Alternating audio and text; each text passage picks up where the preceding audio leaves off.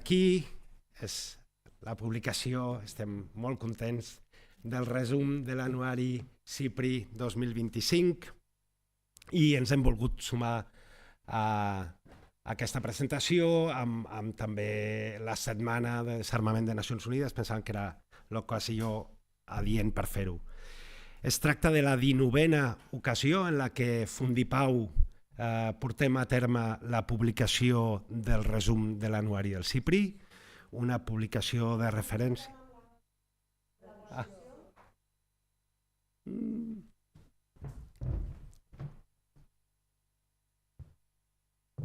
Quins nervis. Clar, no. Sí? Ara em pots... La traducció, correcte? Vale, molt bé.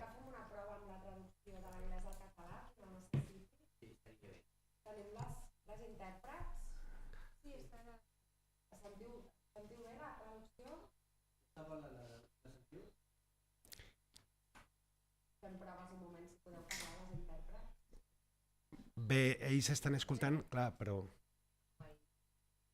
Clar, we should try to speak in English. Sí? Vale, ok. Tots a la mateixa pàgina? Molt bé. Doncs estava comentant que per nosaltres efectivament és una iniciativa molt important, que portem 19 anys i de fet ara parlant amb l'Ian una mica informalment, parlaven que amb els 20 anys hem de fer alguna cosa grossa i ja veurem què és el que fem, però de ben segur que intentarem celebrar 20 anys, que jo crec que és una data important.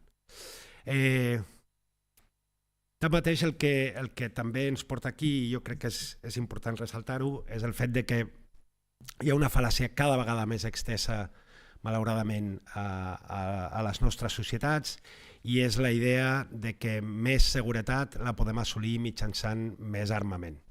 I nosaltres estem radicalment en contra d'aquest tipus de posicionament, creiem que és el contrari i creiem que és important tenir dades que demostren i refuten que efectivament s'està produint cada vegada. Portem una tendència en els darrers anys que encara s'ha incrementat més i que és una més gran despesa mundial en termes d'armament, i això el que està comportant és el món molt més insegur. I això, a més, genera més conflictes i més tendències a fer servir com a primer recurs per resoldre'ls la violència, i com si fos un peix que es mossega la cua, això comporta probablement una situació de més inestabilitat mundial, i la recepta ja la coneixem, el que ens donaran molt probablement com a resposta per a aquest tipus de situació és més despesa militar. I per tant nosaltres creiem que és important que siguem conscients que si volem més seguretat el que hem de garantir és unes relacions internacionals pacífiques i una garantia de que els nostres veïns no ens atacaran i que ells tinguin la garantia també que nosaltres no atacarem a ningú. I d'aquesta manera, més multilateralisme, més polítiques hagueu vingut perquè demostren un compromís amb la promoció de la pau molt ferm. El temps amb el que se'ls va convidar a venir va ser molt curt, en algun cas curtíssim, i per tant agraeixo moltíssim aquesta predisposició a participar. En tot cas, segurament els coneixeu, però vull fer unes petites pinzellades. La Cristina Mas és periodista i redactora del Diari Ara, ara és sotscap d'Internacional, és graduada en periodisme i en història contemporània i, a més, ha treballat a la Mediterrània a diversos contextos, a Marroc, Ceuta i Melilla, Algèria, Tunísia, Grècia, Turquia, Líban, Palestina i en general Mediterrani. I l'Ian Davis és l'editor executiu de l'anuari del SIPRI, per tant el responsable d'aquest resum, però sobretot de l'anuari complet, que és el que tenim que edita el SIPRI any rere any. Ho ha estat fent des de fa molts anys. A més, és especialitzat en tot el que té a veure amb l'Organització del Tractat de l'Atlàntic Nord, la OTAN o la NATO en anglès, i té una llarga trajectòria d'investigació i publicacions sobre temes de seguretat internacionals i regionals. A tots dos, de nou, agrair-vos. Ara escoltarem una conversa entre tots dos i que gaudim molt. Moltes gràcies, Pablo. So, Ian, welcome to Barcelona. It's a pleasure to have you here with us. I must tell you as a journalist that your work really matters. I mean, we use SIPRI's yearbook as our main source to navigate this wall of arm trades. What kind of controls can we have on this such a, I would say, a very dark issue, because it's always very, very hard for us to try to understand what's going on, behind the scenes. So I'm so happy to have you with us today to really meet the one who are working on this important source. So basically what we will do now is a kind of interview. I must tell you that I'm recording, and this will be published as an interview in a newspaper tomorrow, hopefully. So before we get inside the details, I would like to follow what Pablo has just said. We see now how almost all European leaders are pushing for these arm raids, are telling the population that we need to rearm ourselves, that Europe has been forgetting about this issue in a very naive way, that we should take our own safety in our own hands and stop depending on the US protection, that it seems as Europe was not been arming itself as you have been documenting all these last decades, and they are in this mood trying to make the populations to convince them that we need to spend more money on weapons, less money on hospitals, less money on public services, and that this is the only way for Europe to be a safe place. So if you are speaking not for this very experienced audience, but for people in the streets in Barcelona, how would you reply to this argument? Well, in short, I agree with it.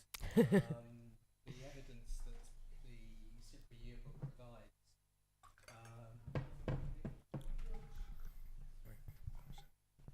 so I would agree with that sentiment. The evidence provided by the SIPRI yearbook suggests the most recent yearbook covers the year 2024, so it's last year. And it suggests a huge deterioration in international security. And there are many metrics that the yearbook discusses that indicate this, and they would include military expenditure reached $2.7 trillion last year. That was a 9% increase on 2023.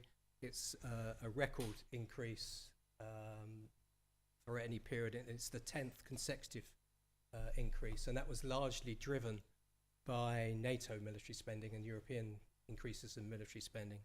And those increases even predate the fact that we're now looking to move to 5% of GDP within Europe, as following pressure from the United States and from some of the Eastern European member states, who obviously have a greater sense of jeopardy in relation to Russia than perhaps we do here sitting in Barcelona. So all the indications, and that's just one indicator. Another indicator would be we appear to be on the cusp of a nuclear arms race again.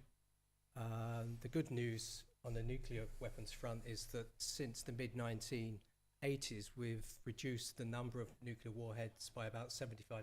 So there used to be something like 60,000 nuclear warheads in the mid-1980s, and now there are about 12,200. But the numbers going down were largely driven by the United States and Russia dismantling old warheads, and the rate of dismantlement is now slowing, and the pace of new warheads coming online is increasing, and they're likely to pass each other in the near future. So we appear to be on the cusp of a nuclear arms race, and the missile test that made the news yesterday, that Russia, this nuclear ballistic missile that Russia tested, is just one example of many. But it's not just the Russians. All the 9 nuclear armed states are updating their nuclear systems, both the delivery systems and the warheads. And of course, they're also incorporating new technologies, so things like artificial intelligence. So this idea that we will have less humans in the loop, perhaps in the future, for controlling nuclear weapons is extremely worrying as well. And in my view, it increases the potential risk of nuclear accidents or miscalculations. And then finally, a third indicator in the yearbook would be that armed violence has been on the increase in the last 5 years. There were 5 major armed conflicts in the world in 2024. By major armed conflict, I mean there were more than 10,000 conflict-related fatalities. So that was in Gaza, the Ukraine-Russia war, and the civil wars in Sudan and Myanmar, and also the internal conflict in Ethiopia.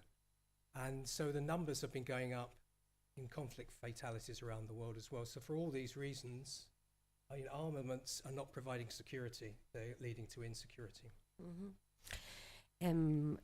It's been a quite long record with your yearbook. I guess the first edition was 1969, Yes. no, if I'm not wrong. The last 20 years have been translated into Catalan very carefully by your mates here in Catalonia. Can you tell us a little bit about what's the process behind such a document? How you work on that for all this year? What is the making of this kind of publication that it's, as I told you, it's a so important source for all of us, both journalists, politicians, researchers. Yes, the first edition was published in 1969, and the rationale behind it at that stage was to provide a factual account of the arms race and perhaps seek ways of how to stop it. And it was aimed at particularly countries within the United Nations that didn't have access to the data and the information that maybe some of the larger states and powers who have kind of big foreign ministries and have people that can compile that data.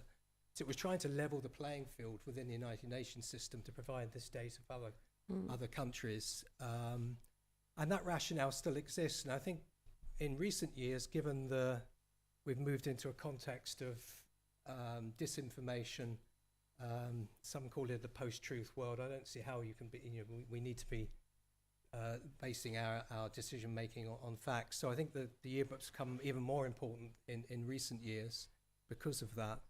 The process itself, I would like to take credit for it. I'm the executive editor, so I manage the process. So within SIPRI, we have a team of researchers. Some of the chapters, they've been working on databases for the best part of kind of 50 years. So we have a military expenditure database, for example. We have an international arms transfer database, and it's updated every year, and that forms a chapter of the yearbook. There are other chapters on world nuclear forces. There are other chapters that look at nuclear arms control processes. There's a couple of chapters that look at armed conflict situations. And we also try and update it to cover new issues. So for the last 2 or 3 years, we've also looked at cyber security issues. We've now, in the last 2 years, looked at artificial intelligence and how that is impacting on weapons technologies and what the processes are for trying to control that or regulate it. And then the reason for reaching out with partners like FundiPau is that obviously I think it helps if people can read this often quite technical stuff in their own language. So it makes sense to work with their partners. In the past, we have published the full 500, 600 pages in Russian, Chinese, Ukrainian, and maybe one other. But we also publish it in 8 different languages as a summary. So we've always been grateful for FundiPau for taking that on each year, and it's a real pleasure to be here to be able to support you in doing that. Doctor, maybe you could tell us a little bit, because in fact, as I see it, what you are doing is like shedding light on something which is expressly being hidden by our, political leaders, arms companies. So it's not that easy to make this kind of research, to access the good sources. And it's a very detailed work you need to go Yes. through, no? Could you tell us a little bit about the challenges you face just to get the data before you make it public? No? Yeah, so I mean, for example, on trying to estimate the number of nuclear weapons that each state has, you'd think that would be relatively straightforward. There are 9 nuclear armed states, and you'd think they would be quite open, relatively open about the numbers. And over the years, some have been more open than others. But in recent years, even countries like my own, the UK, which used to publish data on the number of warheads it held, has now declined to do that. And it keeps so much of the data is kept secret. So the two researchers that work on the data for the yearbook, they're basically combing public sources, specialist journals, defense magazines, the white papers and national government publications that are produced by governments themselves, and trying to piece together a picture. But at the end of the day, it's only an estimate because of the lack of transparency. And one of the things that I think SIPRI provides analysis based on its yearbook data and the data it collects, but it doesn't often do a kind of commentary, or it relies on others to use the facts to create particular arguments or positions. But one of the key things that SIPRI's always argued for is that greater transparency and accountability is very much part of creating a better approach to these issues in the long term. Mm-hmm. Tell us a little, because you put together an international team, no? In fact, you have researchers from many different neighborhoods in this world, no? Could you tell us a little about how is your team?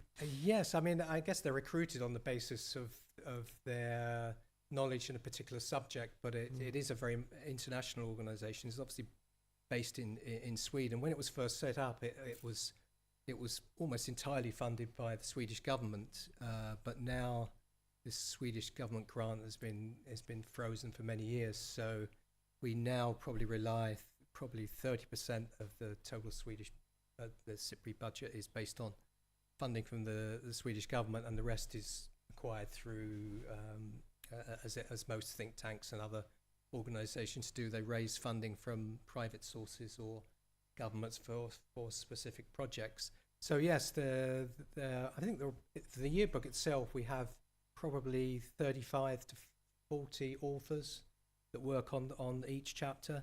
And then my role as the editor is to manage that process, to check the factual basis of each of the chapter. And we have a team of fact checkers, so we use in-house people at SIPRI that check each chapter, and then we go out to external specialists to also peer review each chapter, so it retains its kind of authoritative nature.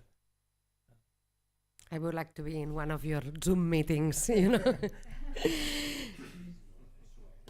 Okay. So we could now please go deeper on the contents of this yearbook. Okay. You were talking about before about this steep rise on military spending that is so worrying, no? And so at the end of the day, it's so shocking, no, that we are going back to this kind of budget priorities at least in the European context, no? What can you tell us more about that? Yes, well, as I've said, the total budget is now, or the total spend is now 2.7 trillion, and obviously once the NATO commitment, if that is met, NATO in June, at its summit in June this year, committed its member states to increase military spending from 2% to 5% of GDP by 2035. So some member states are going to have to increase, or probably double or triple their military expenditure in that period. So Germany, for example, that already in 2024 spent something like 88 billion on its military. Will to get to 5% of GDP, it will go up to something like 230 billion.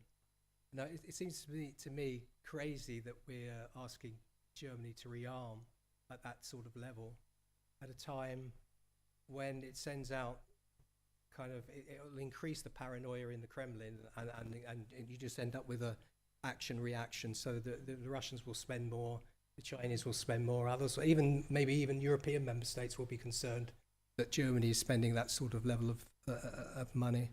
And it also crowds out social investment in those countries. So, is it right that we're asking Germany, for example, I focus on Germany because it's the largest European member state, but is it right that Germany should be pursuing that level of military spending when it's moving to the right? And we could end up with a far-right government in Germany. So it also, those sorts of levels of military expenditure, they have a negative impact on the economies of the member states. So they crowd out social investment. So instead of healthcare and productive parts of the economy, the money is transferred to military sector. It's a weaker growth and less jobs. So, for example, for every $1 billion spent on the military, they reckon it can create about 11,200 jobs. But in clean energy, it would be like 16,800. In the healthcare sector, it'd be 17,200. And in education, it'd be something like 27,000 jobs.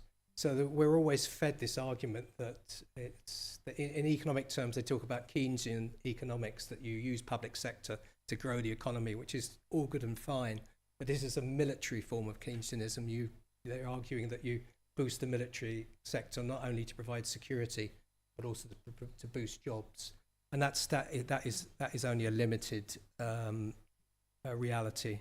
So I think it also increases inequality and gender differences in societies when you have that level of military spending, because it tends to go into male-centered parts of the economy. It also has a negative impact on climate action and life on land, both above and below water.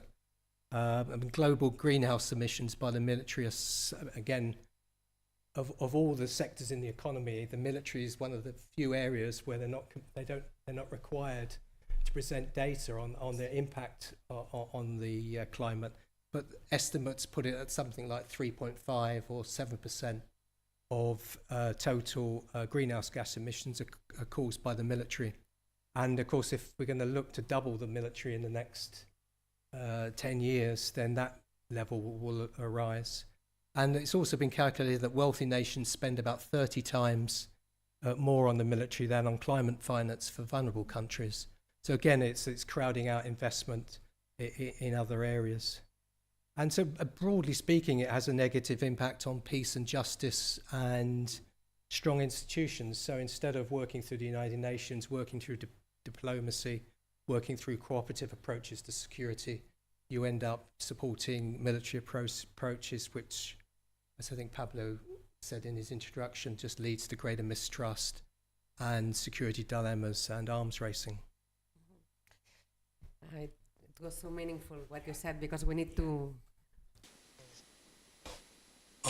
Okay. Però no es veu, eh? Yeah. Ah, vale, okay. Is it good? That's the one that shows the increase over. Yeah, but it's so interesting when you add where does this money come from? Yes. So, and what are the impacts? Okay, you were mentioning also before this new nuclear arms race.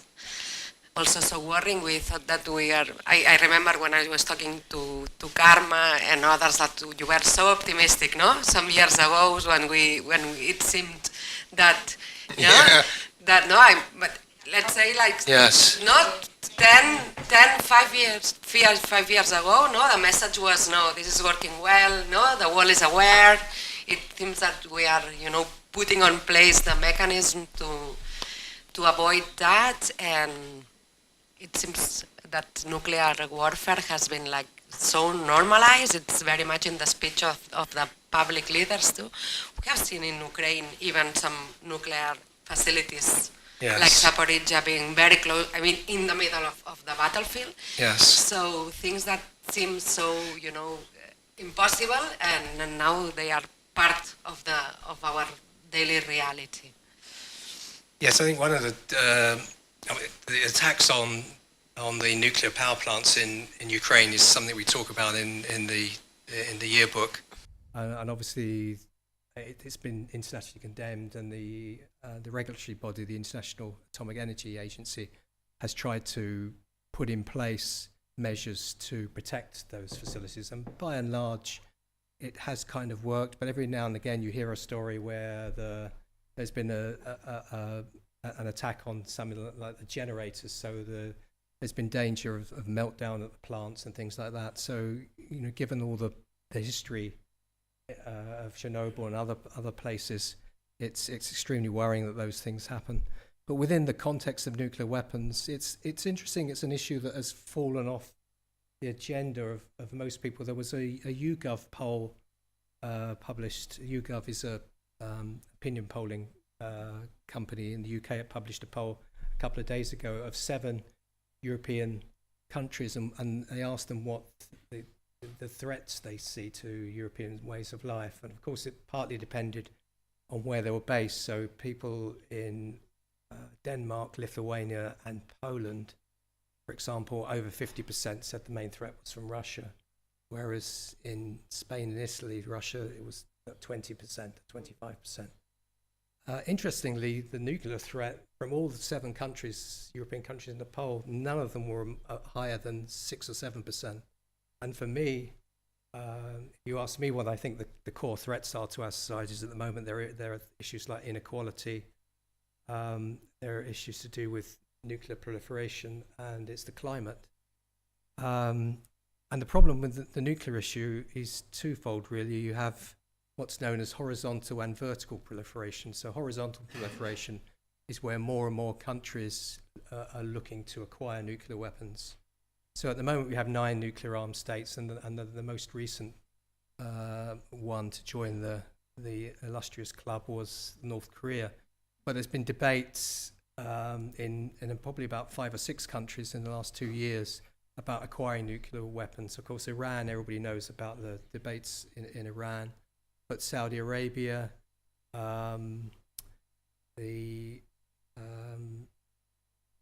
South Korea, Japan have also talked about nuclear weapons, amazingly for Japan, of course. And also European countries have talked about increasing their commitments to nuclear sharing within NATO, so more countries hosting US weapons. So Poland in particular has indicated that it would be open to going down that. So you have that kind of, you have the risk of horizontal proliferation. And that's partly because you have here a never-ending tale about nuclear deterrence works. Nuclear deterrence provides security. So if you're continuously pushing that message, it kind of makes sense for other countries around the world to say, well, okay, well, why can't we have nuclear weapons as well? And then we have vertical proliferation, which is within the 9 nuclear armed states. As I mentioned earlier, they're all increasing their the range of weapons, the qualitative improvements in the weapon systems, and also increasing the number of warheads and updating delivery systems. So you have a qualitative arms race, and you also have a quantitative arms race that's about to happen. And I guess I would reflect on the whole debate about nuclear deterrence. Nuclear deterrence at the end of the day is a theory. It's a theory based on rational actor, that the one particular head of state will not attack another head of state because of mutually assured destruction, so that you destroy each other, so it keeps a nuclear balance. But when you look around who the people are who are leading the 9 nuclear armed states at the moment, I'm not quite sure how many of those that qualify as rational actors. So I think it's always been a criticism within the peace movement that this idea that deterrence has kept the peace for the last 50 years is a nonsense, really. And even if it was true, it cannot carry on indefinitely. At some point, nuclear deterrence will fail. So I think we need to, as a kind of a peace movement, to start getting the nuclear issue moved back up the political agenda, so that governments start to address some of these issues again. And Doctor, correct me if I'm wrong, but it's not the nuclear weapon as Hiroshima, Nagasaki, the big weapons only, but we have also this, what they call this tactic, no? Nuclear. Yes. So it's not only imagine like the big atomic bomb, but also this, no, this new kind of weapons being developed. Yes, there's the division between a strategic nuclear weapon and a tactical nuclear weapon. At the end of the day, it's quite irrelevant. Some of the smaller tactical nuclear weapons in the early part of the Cold War were put on even things like artillery. So you could, or on depth charges, and they were meant to be a lower yield. So they were sometimes called tactical, sometimes called battlefield weapons. The idea was that you could use it on the battlefield to destroy lots of Russian tanks as they were going through Germany or whatever. Mm-hmm. So that was the rationale behind it, and it's kind of stuck. So within NATO, for example, the NATO nuclear sharing arrangement, which is where the United States deposits nuclear weapons in 5 European NATO member states, and those 5 NATO member states have the capability to use dual-capable aircraft to use those nuclear weapons in wartime. They're described as tactical nuclear weapons, but the yield on some of those new versions, there's a new, the B-12 is the warhead that was designed by the United States. That's just been upgraded. So some of the yield possibilities on these tactical nuclear weapons are 10, 20 times greater than the nuclear weapons that were used on Hiroshima and Nagasaki. So for me, it's a false distinction. Thank you so much. Okay, then you were mentioning also before this increase. Yeah. I was going to get to the nuclear. Take your time, no problem. We need to digest everything you are saying. So yeah, that's the world's nuclear force. Yeah, it's clear enough. Yeah, India and Pakistan also. Yeah. Yeah. So you were talking about this increase in armed violence in multiple regions. It's true that the focus is very much in Gaza and in Ukraine also. It's interesting to think about how one war is like hiding the other, no? So we don't talk about Ukraine anymore now. We were very much focused on Gaza. I'm sorry to say we are going to forget about Gaza very soon because, as you said, the situation is so. Trump comes and says peace is here, and again it's post-truth world, no? There is no such a peace, but it doesn't make the headlines anymore. So what can you tell us about how this is becoming a more and more violent world in terms of armed violence? Yes, it's interesting if you look at the military spending figures, for example, based on GDP, so the military burden of how much you spend. The average globally is something like 2.5%, but countries that are involved in armed conflict, the average is about 4.4%. And for countries that are loosely described as at peace, it's 1.9%, I think. And then if you look at the 3 countries with the highest military burden in 2024, the top of the tree was Ukraine at something like 34% of its GDP was spent on the military. Israel was 8.8%, and Russia was 7.1%. So again, this argument that military weapons and arms transfers to these locations are keeping the peace or likely to resolve the issue is difficult.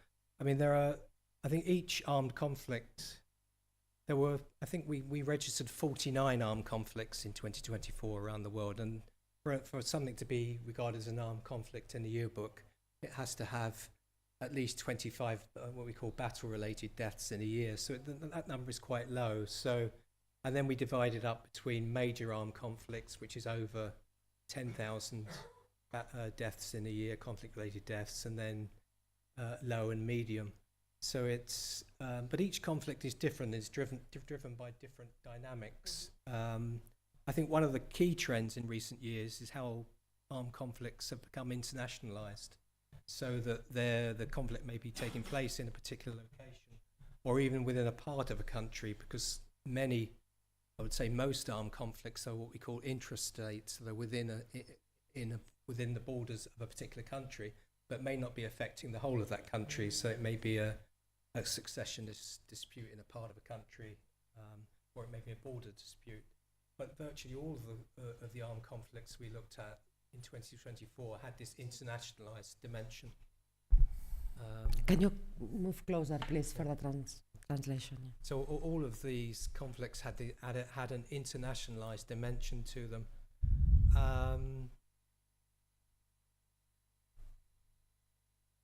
Yes. Yeah, everything is connected in this world, which could be good for in some instances.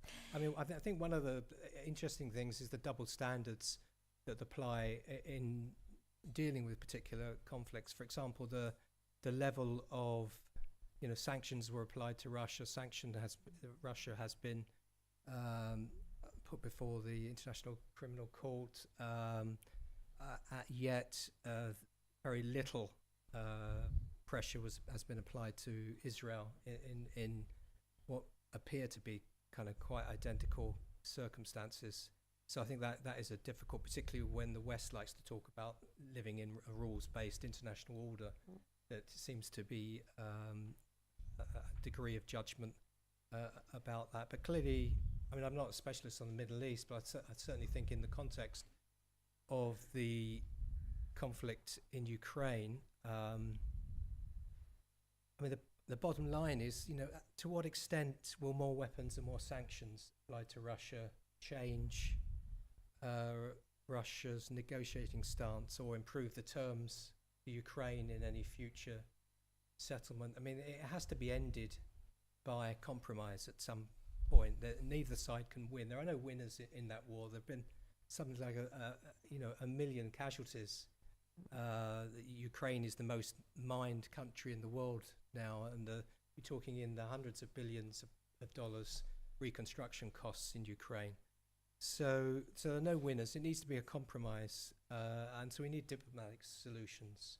So this idea that you can sending half a dozen Tomahawks to Ukraine, though that's unlikely to happen now, will be a game changer in that conflict is nonsense, to be honest.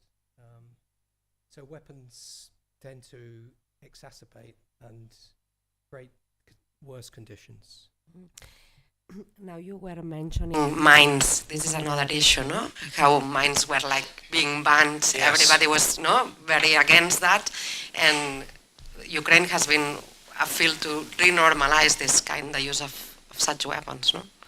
Yes, well, again, in the 2024 yearbook, there was the first withdrawal from what we describe as there's 5 disarmament treaties that ban a whole category of weapon systems. So they are the landmine treaty, the cluster munitions treaty, the conventional, the chemical weapons convention, the biological weapons convention, and the recent nuclear ban treaty. So there's never been a withdrawal for any of these 5 treaties. So in 2024, Lithuania pulled out of the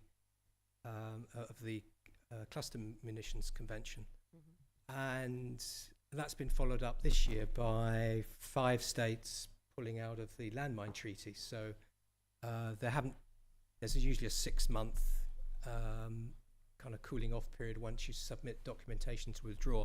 So they haven't pulled out as formally yet, but 3 of them will be out by December this year. That's Poland, Lithuania and Latvia, and Finland, and I guess Estonia is the other one, will be coming out as well. So this again is reversing, but there are already problems in nuclear arms control. We're also now having reversals and setbacks in conventional arms control mechanisms. So this isn't a good thing.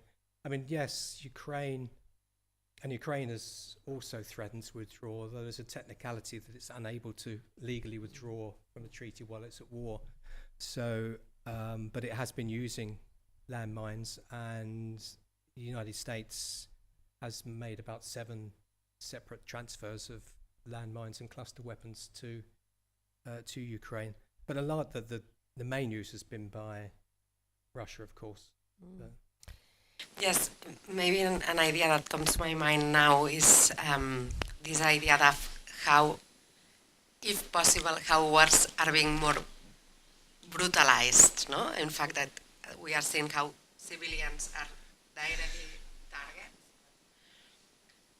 Honestly, when I meet students or whatever, and they talk about, war context, honestly, if you join the army, will be safer.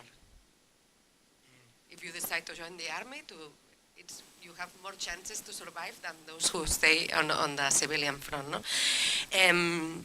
So, because your research has always been highlighting this, not your research, but we've been talking about in the media about this sophistication, no? Of the work, how, there is a big amount of research, AI,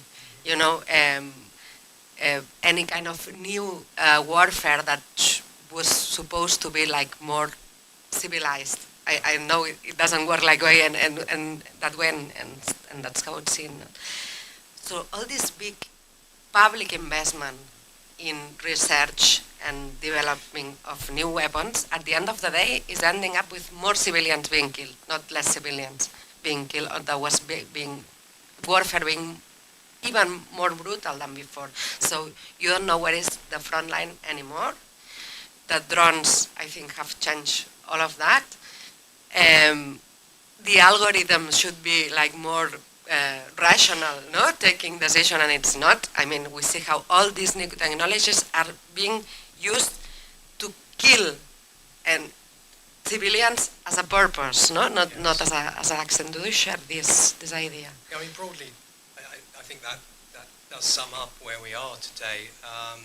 It's not necessarily just associated with new technologies, though, because urban warfare has been creating huge numbers of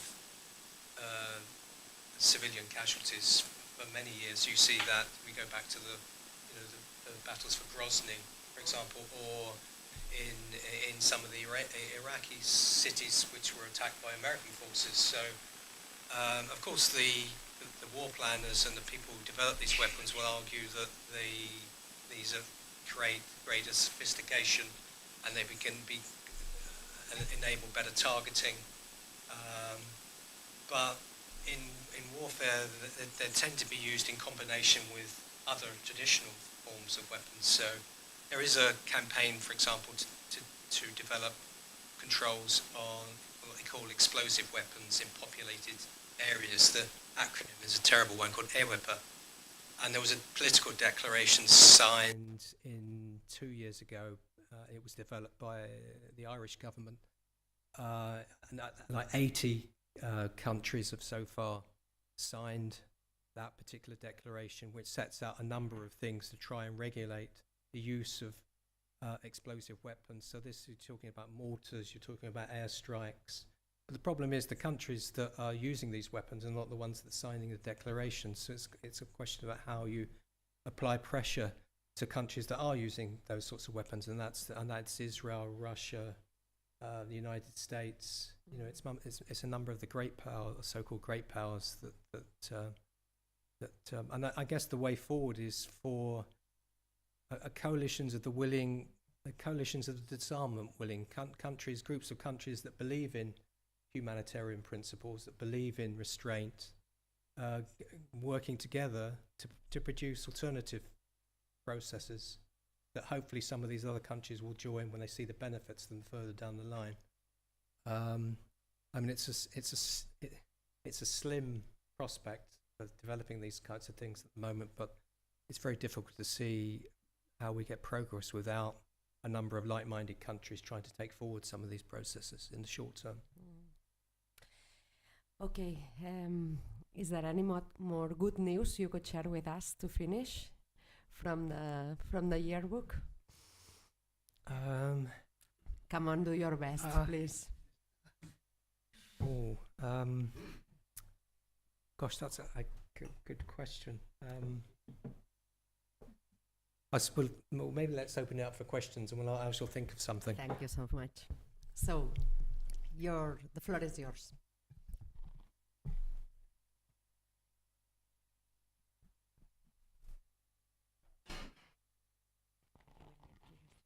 Oh, yeah.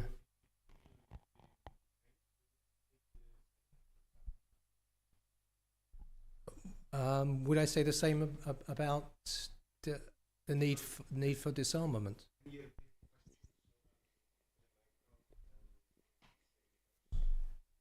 If you live it in Ukraine, for example, you would say the same?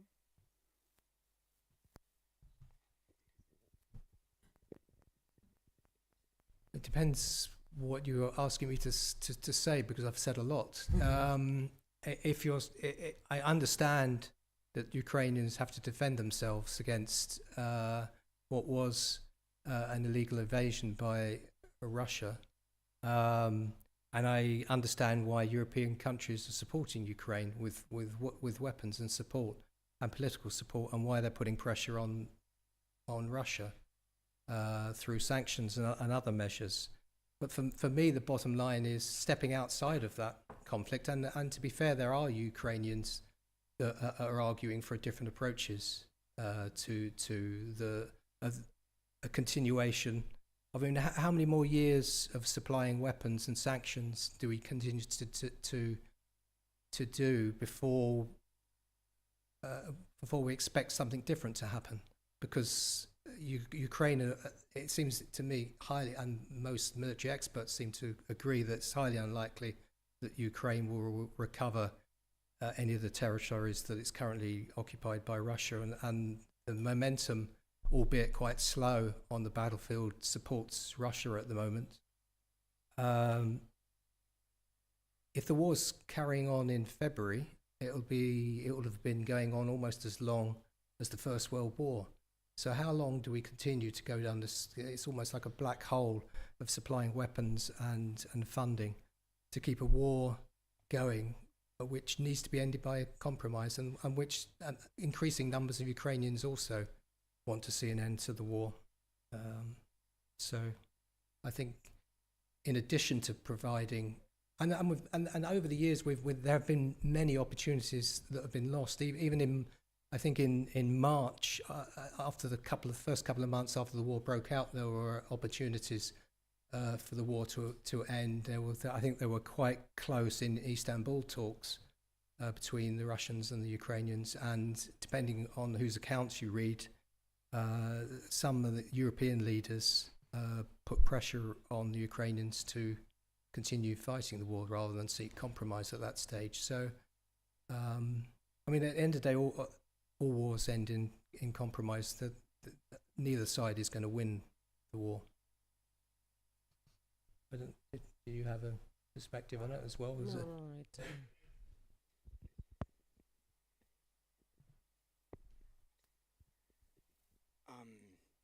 Before, you mentioned something really interesting, that the rise of investment in Germany and a possible shift towards the far right.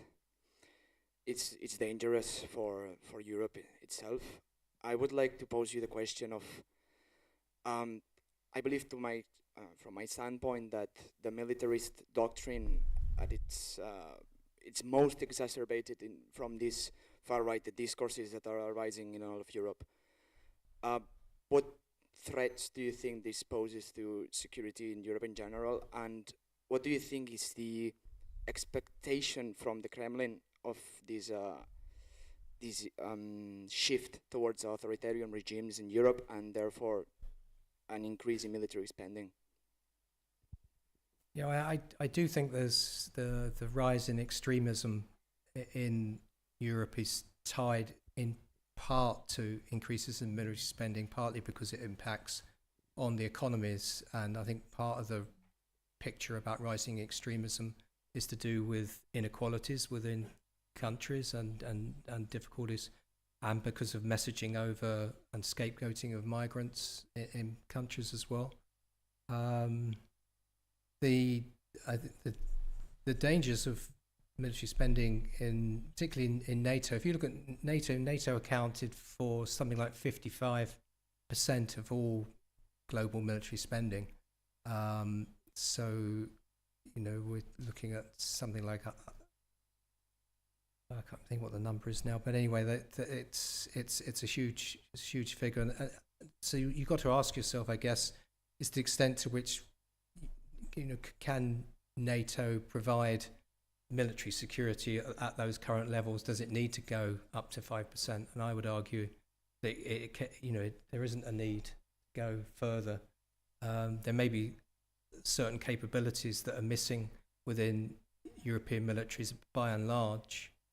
The difficulties that, you know, if you accept that the threat is from Russia, and of course that it really depends where you're sitting, the extent to where there is a threat from Russia. But I think, again, if you can resolve the war in Ukraine, then that threat potentially dissipates. And I think if we get back to a situation of engaging Russia to work together on shared security concerns, you know, counterterrorism, climate problems, other shared security concerns, then the military approaches to security can be kind of dialed back.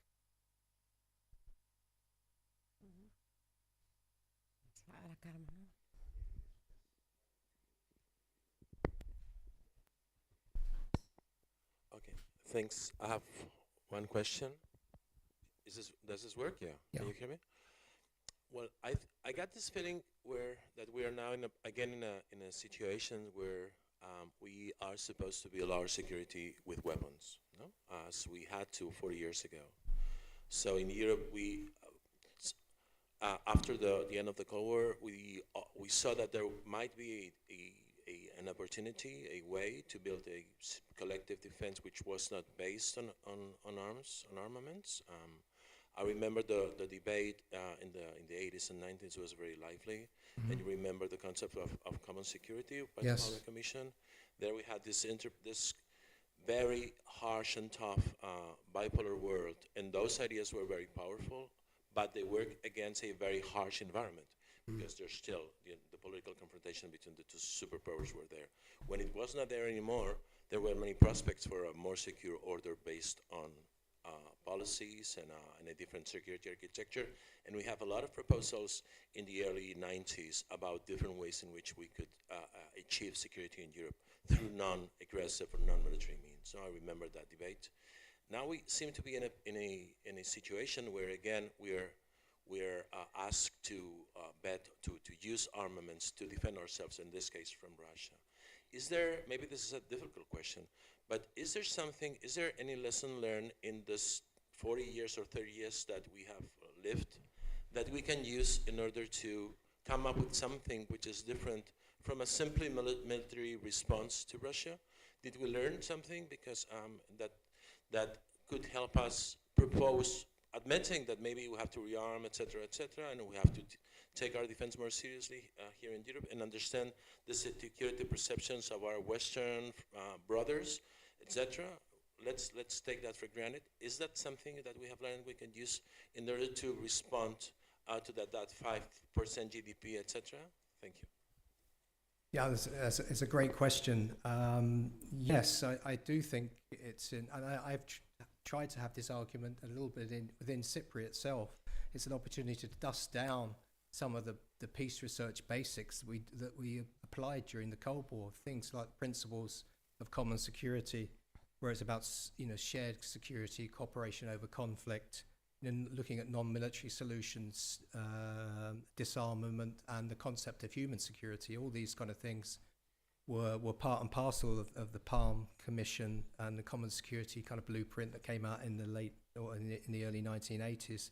And I think there's a case for looking at those sorts of principles, that sort of thinking, and updating it to address some of the common security problems we have today around climate change, inequality, pandemics, and other areas. So yes, I think there's and we had things like Ostpolitik and reaching out to the Soviet Union.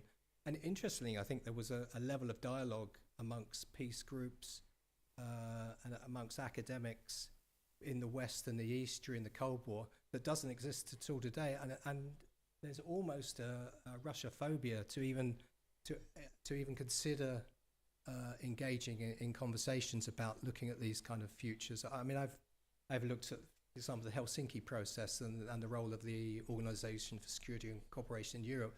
That was going to be the great brave new future that we had. It was going to, amongst the peace movement, it was going to replace NATO. It was going to be the brave new world. But I think the Helsinki basket of measures is something that we should be looking to return to, and looking to opening up potential dialogue with some of our Russian colleagues. But I was explaining to Pablo earlier, we used to have the SIPRI yearbook each year translated into Russian by a partner Russian think tank, but they've been unable to do it for the last 2 years because of the kind of political problems there. So I think definitely there are lessons to learn, but overcoming some of the political barriers, both within Russia, but also within our own societies, that, you know, you're a stooge or an apologist for Putin, immediately you think we should have dialogue with that person. I think, yeah, we are out of time. Jan, if you want to have any final thought to share? I was trying to think up something positive, wasn't I? Yes.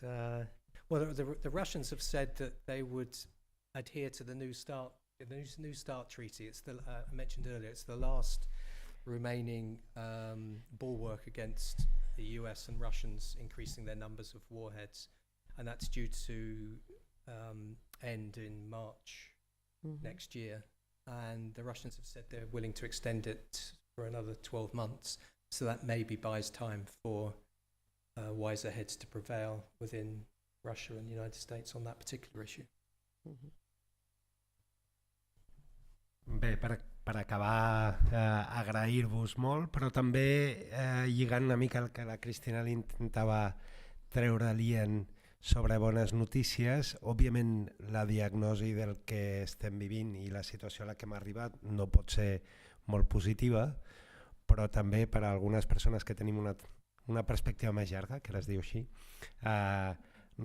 recordem moments als 80s on la imminència d'un atac nuclear era viscuda quasi en quotidianitat, i d'altres moments que ara s'han esmentat, que no fa gaire, fa 3, 4, 5 anys, la percepció de que la qüestió nuclear d'alguna manera es podia arribar a resoldre estava present, i ara no és així. La tendència, òbviament, és preocupant i l'IAN ens ho ha fet veure de moltes maneres, però crec que també hem de ser conscients que les tendències es poden canviar i que, òbviament, anem en un mal camí, allà cap on anem és molt fosc, però tenim la capacitat de canviar aquest camí i de revertir-ho d'alguna manera, i per tant esperem que així sigui. Moltes gràcies i seguim.